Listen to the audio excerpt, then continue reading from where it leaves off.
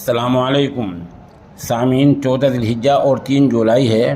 خبر کا عنوان ہے راشن کارڈ کے تعلق سے اہم خبر۔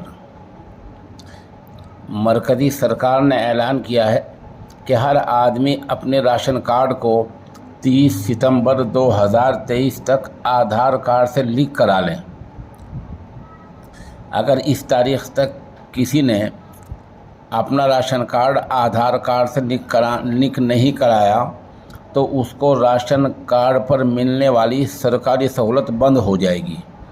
بتا دیں، سرکار نے اس مطلب کا اعلان پہلے بھی کیا تھا اور آخری تاریخ 30 جون تک کی تھی۔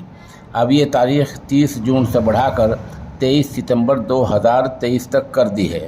سرکاری اعلان میں کہا گیا ہے کہ سرکار one nation one ration card scheme کو لا رہی ہے، اسی کے تحت یہ کام کرانا ہے۔ اب یہ سوال پیدا ہوتا ہے یہ کیسا ہوگا؟